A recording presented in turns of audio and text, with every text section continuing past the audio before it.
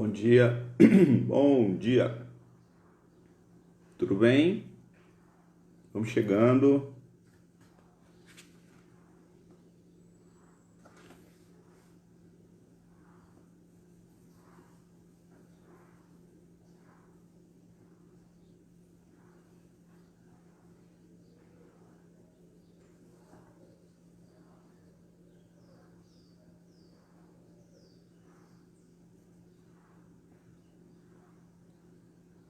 Bom dia, tudo bom, Nil? Bom dia.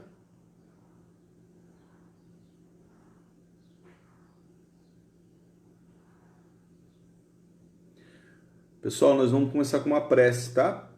Vamos lá? Pedindo a Jesus, ao Mestre amado, que possa nos guiar, nos ajudar, amparar as nossas existências pelos caminhos que trilharmos, pelas nossas sendas, possamos tomar conta das nossas vidas de verdade, amparados no seu exemplo, Senhor Jesus, mas caminhando com as nossas próprias pernas, com autonomia, com vontade, perseverante, trazendo em nós a construção do reino íntimo, essa tão esperada renovação, a qual buscamos todos os dias. Senhor, ampara as nossas famílias, todas as famílias do mundo, igualmente. Muito obrigado, que assim seja. Bom dia, bom dia. Amigos, aos domingos estudamos o livro Pensamento e Vida, é um livro do Emmanuel. Quem não conhece, está aqui a primeira vez, não acho que não tem ninguém assim. É o livro, bom dia amigos. É um livro que ele mesmo, o Emmanuel, intitula como uma cartilha espiritual, né? Cada um dos seus capítulos, dos seus itens, ele faz referência às nossas nuances da vida, tá? As coisas que acontecem com todos nós. Não tem nada aqui que o Emmanuel coloca como grandes teorias, né? Com coisas muito longe, não dá para fazer, ou não, isso é para espírito superior e tudo mais. Não, são coisas factíveis, né?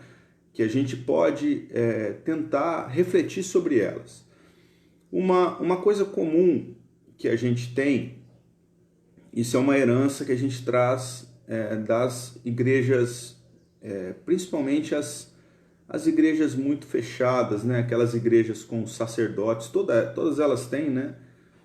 Mas são movimentos religiosos que não remetem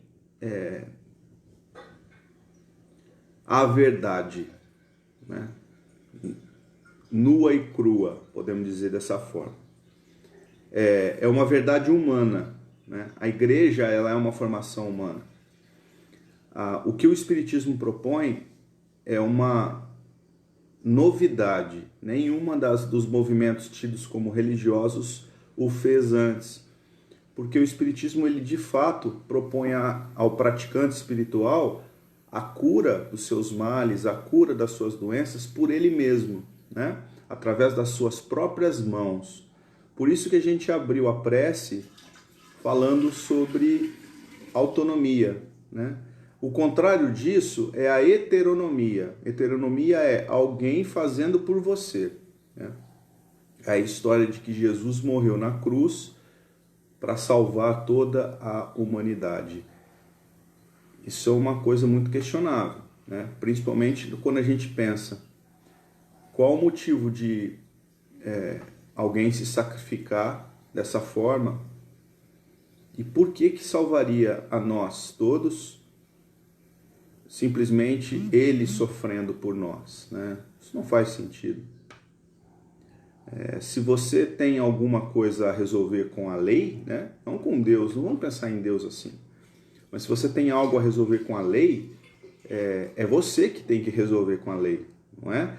Jesus nos ampara, nos ajuda, é o grande exemplo, sem dúvida. Sem dúvida. É o motivo, né? É a verdade e a vida. Mas cada um de nós tem que fazer a parte que nos cabe. Não é mais, não está mais nas nossas mãos, né, o nosso futuro, os nossos destinos dessa forma. Pensa, se você está esperando que alguém faça por você, e se essa pessoa não fizer? Né? Agora, quando você toma conta, toma as rédeas do seu destino, você faz, né? Você age. Aí a coisa muda de figura. Muito bem. O estudo de hoje permeia isso, tá? Ele permeia exatamente esse tipo de pensamento, né? O que a gente faz das nossas vidas. O título do estudo de hoje é hábito, né? Quais são os hábitos que nós cultivamos na vida? Hábitos, segundo o Emmanuel, o hábito é uma esteira de reflexos mentais acumulados, operando constante indução à rotina. Então, o hábito tem a ver com a rotina, né?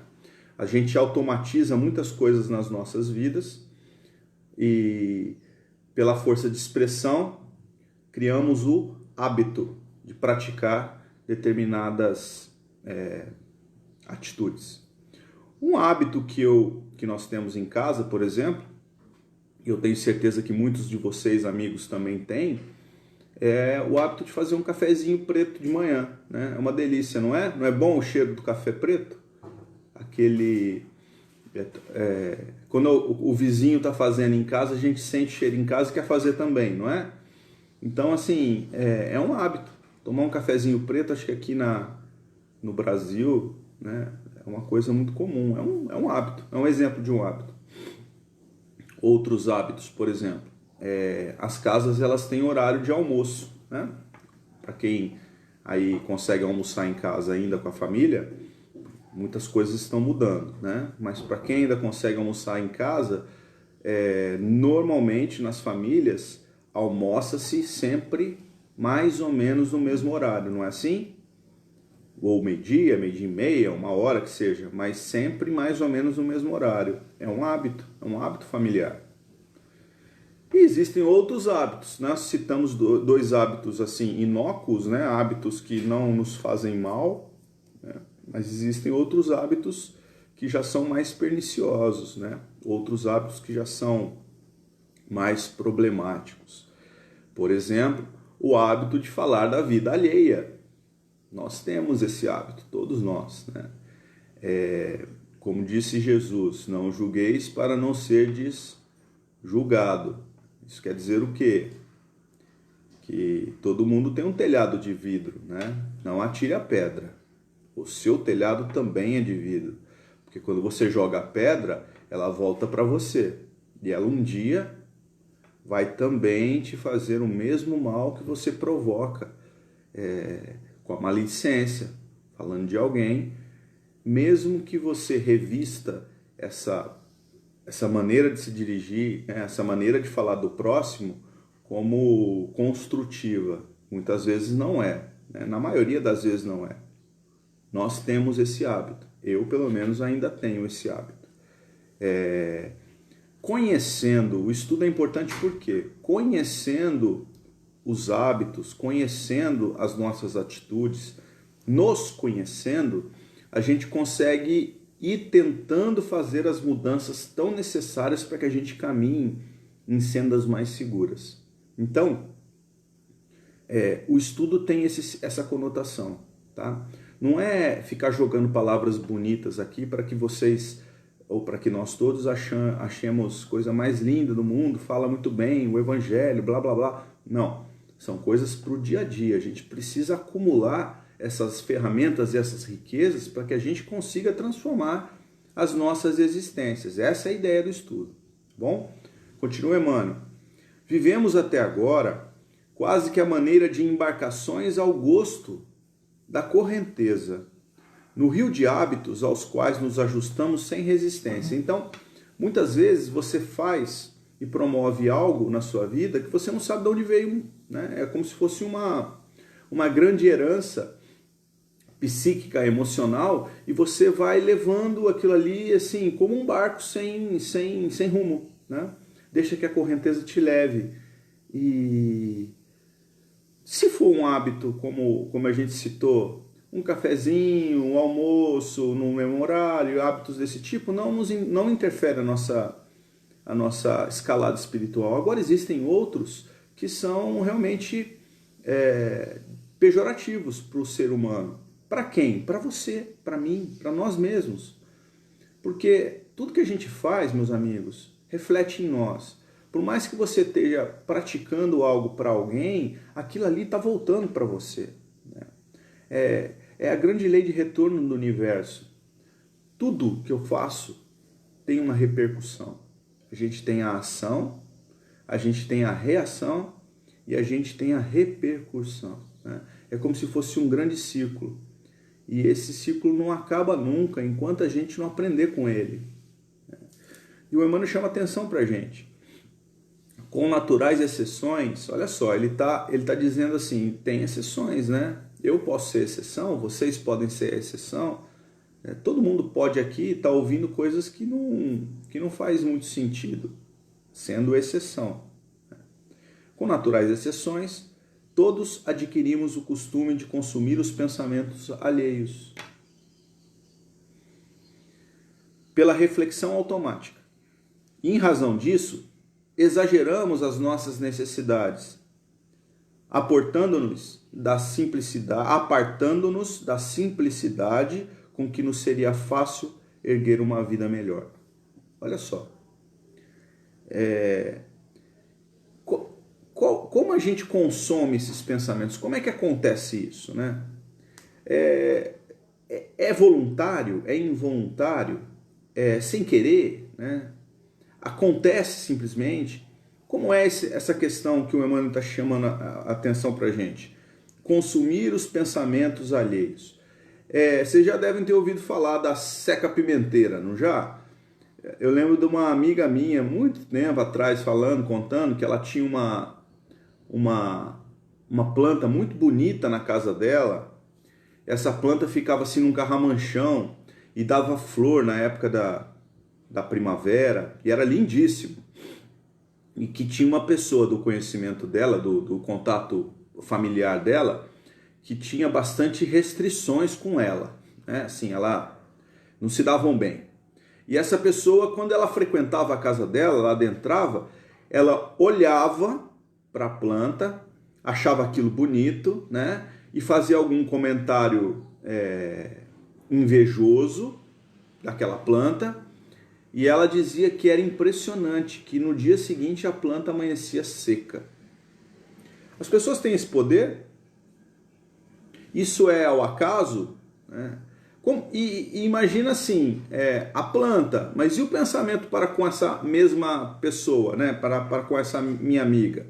Como é que seria esse pensamento com ela? Né? Acho que mais poderoso ainda que a planta. Faria mal para ela? Né? É isso que a gente está colocando em questão aqui. Como é que isso interfere na vida da gente, né? Como é que a gente consome esse pensamento? É um pensamento que não é um pensamento construtivo, vocês hão de concordar, né? Mas esse pensamento ele existe, porque a humanidade ainda está muito voltada para as questões orgulhosas, egoísticas, vaidosas, e já basta, né? Orgulho, egoísmo e vaidade. Ainda tem muito disso, né? Nós ainda somos muito isso tudo, né? O ego supervalorizado, né? O eu supervalorizado em detrimento do próximo. Então, como a gente lida com isso? Como é que isso acontece? Aí a gente foi buscar num outro livro, Seara dos Médiuns, que comenta o Livro dos Médiuns, capítulo 38, para quem gosta de anotar. Capítulo 38, faixas. O Emmanuel destrincha essa questão dos pensamentos, né? Porque ele faz uma reflexão nesse capítulo, como no livro todo, esse livro Seara dos Médiuns, ele fala exatamente dos pensamentos, né? Ele não está falando só para médiuns, ostensivos que trabalham no trabalho de desobsessão, por exemplo, no trabalho mediúnico nas casas espíritas. Mas ele está falando de todos nós. Ele está falando que a vida comum da gente é uma grande permuta de pensamentos. Olha a palavra que foi usada, permuta, né? Então, nós não temos ali um pensamento sendo consumido por você de graça, né? Nós não temos ali alguém enviando um pensamento do tipo que a gente citou aqui, um seca-pimenteira, em vão, né? Não tem vítima e verdugo. Todos nós somos vítimas e todos nós somos verdugos em algum momento. Pode ser que no aqui e no agora as coisas nos pareçam bem delineadas, né? Esse aqui está sendo vítima, esse aqui está sendo verdugo. Mas a gente sabe que essas posições elas não se mantiveram assim desde sempre. Nós não somos isentos da culpa, meus amigos. Nós não estamos aqui nesse mundo simplesmente para gozar a vida. Não.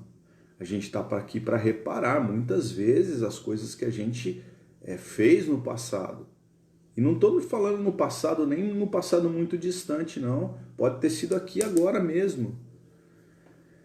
É da lei. É da lei. Quando a gente encara a vida dessa forma, a gente consegue transformar os nossos hábitos, né? Um hábito de me colocar como vítima em todas as situações, eu passo a entender que eu posso ter causado isso para essa pessoa, né?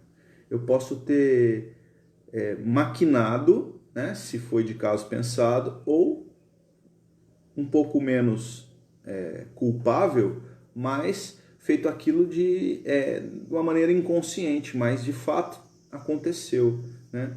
E essas coisas, elas estão, esses sentimentos, eles estão vivendo conosco para que a gente aprenda com eles, né? Repare, aprenda e não faça de novo, né? Gerando hábitos melhores nas nossas vidas. Nessa lição do 38, faixas, o Emmanuel diz que 3 fatores governam o espírito. Olha que informação preciosa. 3 fatores governam o espírito. Ele não está dizendo assim, eventualmente 3 fatores governam os espíritos, ou de modo geral 3 fatores governam. Ele está dizendo 3 governam os espíritos. Quem? Eu, vocês, todos nós. 3 fatores. O primeiro é a experiência, que é o conjunto de todos os nossos pensamentos.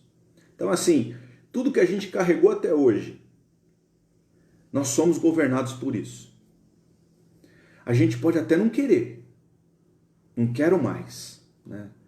Mas nós somos governados pelas nossas experiências, por tudo que a gente promoveu, coisas boas, coisas não tão boas assim. O estímulo é a circunstância que nos faz pensar. É um reencontro, né, com uma pessoa que no passado teve uma rusga grande, né? É um estímulo, né? É uma proposta divina sendo colocada ali, né? Para que a gente evolua, para que a gente cresça, para que a gente melhore, para que a gente se desculpe, né? Para que a gente receba o perdão, e que seja. É um estímulo. E o terceiro fator, esse talvez seja o mais a ser refletido, que é a inspiração. A inspiração é a equipe de pensamentos alheios que aceitamos ou procuramos, que é o consumo dos pensamentos alheios. Alheios quer dizer pensamentos que não são meus, não são seus, né? Colocando a nossa vida em foco, colocando a minha vida em foco. Então são os pensamentos que não são meus, são alheios. Eles me inspiram, porque eu os aceito ou mesmo eu os procuro, Estamos falando de sintonia. Então, dessa forma, Emmanuel está sutilmente dizendo para a gente que todas as ações que acontecem conosco, tudo que acontece nas nossas vidas, eles têm razão de ser e não estão colocados aí ao acaso. Você perdeu o emprego? Não perdeu ao acaso. Você passa por uma doença, perdeu um ente querido? Isso não aconteceu ao acaso. Bateu o carro foi furtado? Isso não aconteceu ao acaso. Recebeu um prêmio na loteria? Isso não aconteceu ao acaso. Então, legar a obra ao outro, né? Por exemplo, ao acaso ou a outra pessoa, como nós começamos aqui a nossa conversa falando de Jesus, né? Como se Jesus fizesse por nós, isso não existe. De fato, não procede. Porque não faria sentido para a vida do espírito, né? Do espírito imortal. Existem amparos, ajudas, inspirações melhores que a gente deveria buscar, mas ainda a gente busca inspirações alheias, né, a nossa, pensamentos alheios, que ainda vibram em faixas do orgulho e do egoísmo. Veja bem, a gente erige ainda, quanto humanidade, heróis fadados a um grande fracasso espiritual. Quem são os heróis da humanidade? Hoje nós estamos sendo obrigados a refletir sobre isso. Qual é o grande herói do Brasil? Você vai dizer assim, vem na mente da gente assim, um esportista, né? Um presidente, um grande político do passado, que seja um ícone da sociedade, né? Um ator. E a gente tem percebido nos nossos estudos, nas nossas caminhadas, e dividindo isso com os amigos agora, que isso aí é ilusão. É ilusão. Porque nós aprendemos com a doutrina que existem muitas vidas, muitas existências, né? É preciso nascer de novo, né? Para que se alcance o reino dos céus. Dessa forma, quem veio para uma existência dotado do verbo inflamante, grande político, se ele não cumprir bem as tarefas que ele mesmo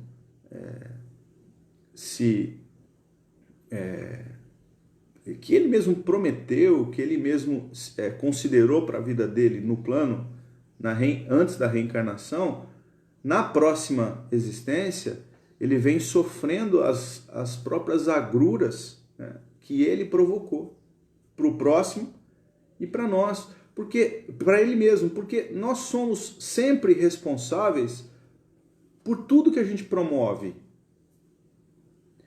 Essa é a lei da autonomia, né? Nós somos sempre responsáveis por tudo que nós fazemos, as boas e as más, né? Isso é a questão do hábito, onde a gente está encostando o nosso barquinho, não é isso? Onde a gente está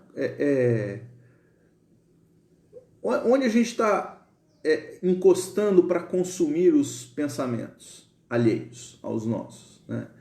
Onde a gente está buscando esses pensamentos? Como a gente está buscando esses pensamentos? A quem eu me vinculo emocionalmente? Tem um grande exemplo, que é Jesus. Deus foi de uma misericórdia tremenda, porque renascer um Cristo, né? Nascer um Cristo, um homem da envergadura de Jesus, um espírito da envergadura de Jesus, renascer num orbe, é de uma misericórdia, meus amigos.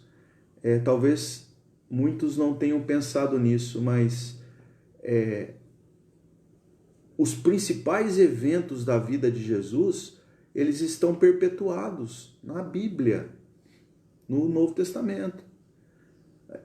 Os grandes ensinos de Jesus, eles estão para todos aí disponíveis.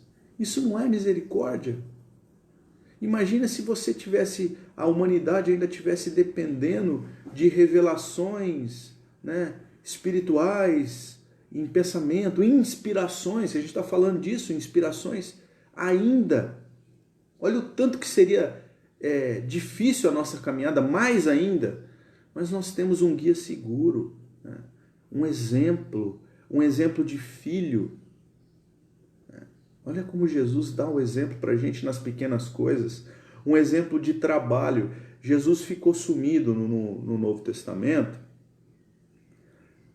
dos 8, 9 anos até os 30 e poucos, né? Quando ele começou o messianato dele, quando ele foi procurar os apóstolos. Isso aí é história bíblica. Aí vem escritores, né? Pessoal que estuda e vem trazer várias explicações para isso, dizendo que Jesus foi viver com os sumérios, que Jesus foi viver com a turma lá do João Batista, que Jesus foi se recolher para fazer... Não, sabe o que Jesus estava fazendo? Sendo filho, bom filho. Sabe o que Jesus estava fazendo? Ajudando o pai na marcenaria. Sabe o que Jesus estava fazendo? Convivendo com as pessoas. Simplesmente isso. Esse não é o nosso grande mestre e exemplo? Se não for, aí nós estamos com um problema, né? Quem é o nosso grande herói? Pensemos nisso, né? São os heróis de barro, né, que se dissolvem na primeira chuva, ou é esse aí, né, imortal, poderoso, grandioso, mas de uma simplicidade, né? É o que o Emmanuel disse aqui, nós lemos, simplicidade com que seria fácil erguer uma vida melhor. Né? É isso. Viver como Jesus é ter simplicidade para erguer uma vida melhor, para melhorar os nossos hábitos. Né? Nesse círculo vicioso, né? Esse círculo que a gente ainda se encontra aqui, que a gente falou ação, reação, repercussão, vive a criatura humana, de modo geral, sob o domínio da ignorância acalentada. Olha só.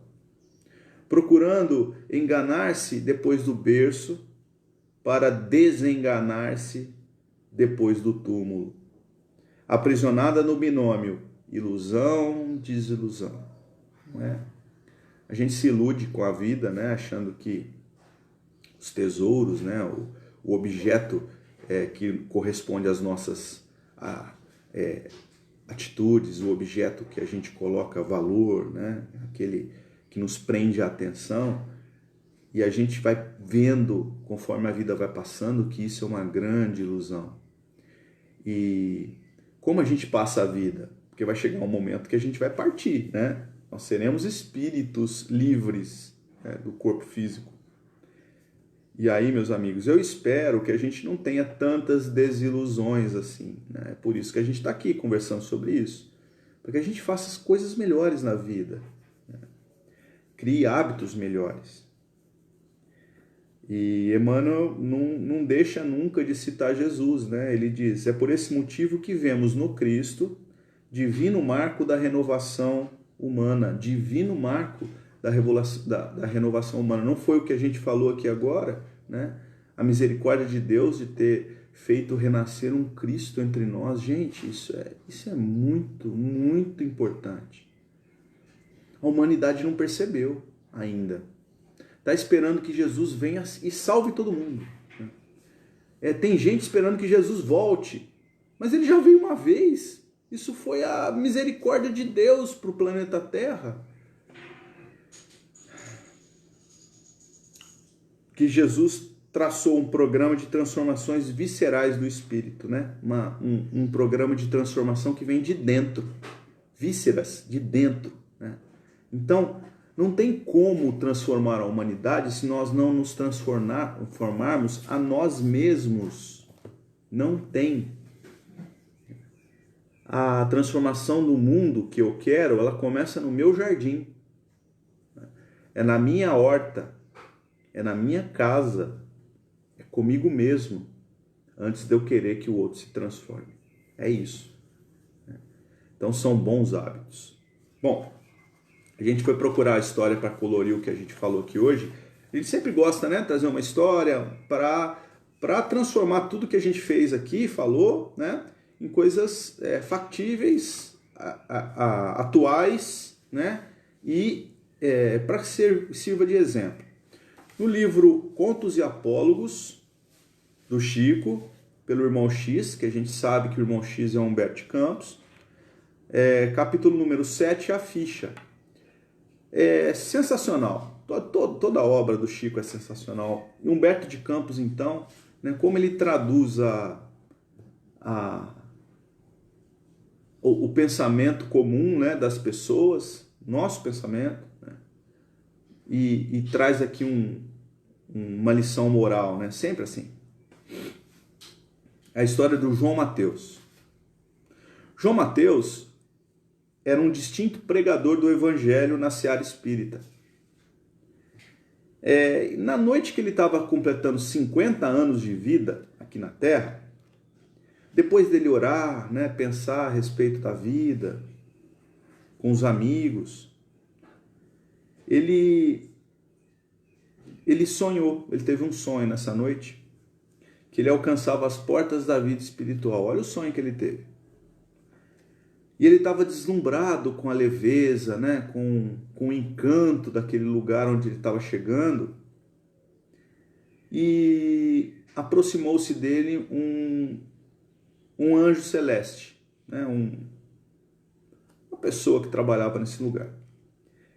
E disse para ele assim: João, para evitar qualquer surpresa desagradável no avanço, convém uma vista de olhos em sua ficha, né? Sua ficha. Tudo que você fez aqui nesses 50 anos na Terra. Não tem como eu só contar, né? Eu vou ter que dar uma lidinha, vocês me permitam. Aí tá lá. João Mateus, renascimento na Terra em 1904, berço manso, pais carinhosos, inteligência preciosa, cérebro claro, instrução digna, bons livros, juventude folgada, boa saúde, invejável noção de conforto, sono claro, excelente apetite, seguro abrigo doméstico, constante proteção espiritual. Olha só. Nunca sofreu acidente de grave importância. Aos 20 anos de idade, empregou-se no comércio, aos 25 casou, católico romano desde os 26, presenciou sem maior atenção 672 missas. Aos 27 anos de idade, transferiu-se para as fileiras espíritas, compareceu a 2.195 reuniões do espiritismo sob invocação de Jesus. Realizou 1.602 palestras e pregações doutrinárias. Escreveu cartas e páginas comoventes. Notável narrador, polemista cauteloso, 4 filhos, boa mesa farta. Não encontra tempo para auxiliar os filhos na procura do Cristo. Efetuou 106 viagens de repouso e distração. Grande intolerância para com os vizinhos. Refratário a qualquer mudança de hábitos para a prestação de serviço aos outros. Olha o hábito. Relaciona-se tão somente com amigos do mesmo nível. Sofre horror às complicações da vida social, embora destaque incessantemente o imperativo da fraternidade entre os homens. sabe defender-se com esmero em qualquer problema difícil. Além dos recursos naturais, que lhe renderam respeitável posição e expressivo reconforto doméstico, sob a constante amparo de Jesus, por intermédio de múltiplos mensageiros, conserva bens imóveis no valor de 600.000 cruzeiros. Devia ser muito dinheiro. E guarda em conta de lucro particular a importância de 302.000 cruzeiros. Deve ser muito dinheiro. Para Jesus, que o procurou na pessoa de mendigos, de necessitados e doentes, deu durante toda a vida 90 centavos. Para cooperar no apostolado do Cristo, já ofereceu 12 cruzeiros em obras de assistência social. Débito, vários pontinhos, reticências. Aí ele fica, o nosso herói, ele fica constrangido, né, com aquela leitura do anjo celeste, e ele estanca, né, e acorda.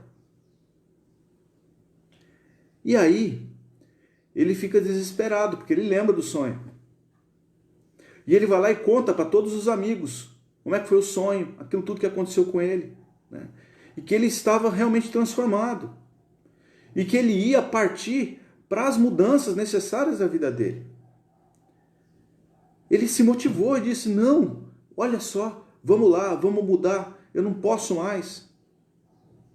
A experiência daquela noite inesquecível era de certo um aviso precioso, aviso.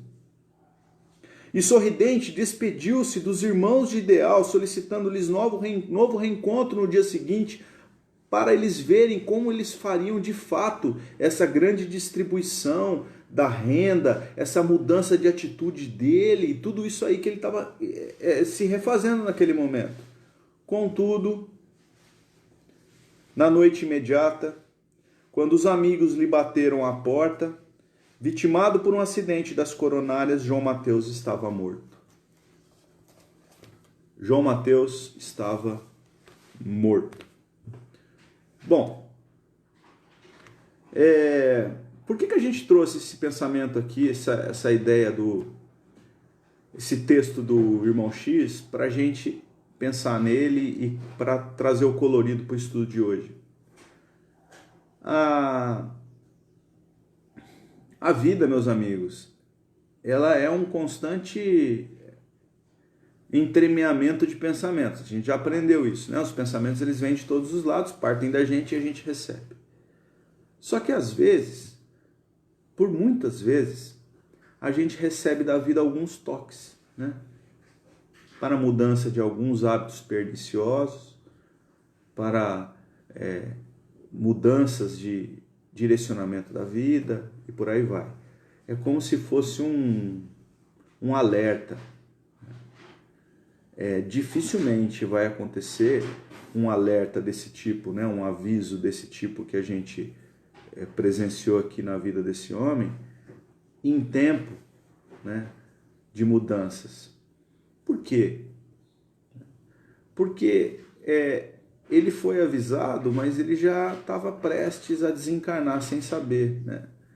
Nessa história aqui, com certeza é uma história fictícia, né? O nome das pessoas não é esse, mas ali traz para a gente uma ideia de que se a gente fosse avisado disso tudo, né, da forma com que ele foi avisado, qual seria a nossa verdadeira recompensa, né? Qual seria o nosso a boa coisa que você pode fazer sendo avisado do que não está fazendo uma boa coisa, né? Sendo que os seus hábitos não são bons hábitos, se você fosse diretamente avisado por um anjo do Senhor, né? Seria muito fácil Então, a metodologia divina é aprendamos com a vida, mas tem os pequenos toques na vida, né? E a gente tem que parar e pensar nisso, porque eles estão relacionados com os nossos hábitos, em como a gente conduz as nossas vidas. Tá bom? Esse foi o nosso estudo de hoje. Um ótimo domingo para você, para sua família. Muito obrigado por estarem aqui. Fico muito feliz, tá, de vocês estarem aqui conosco. Espero que tenha ajudado como me ajudou. Beijos!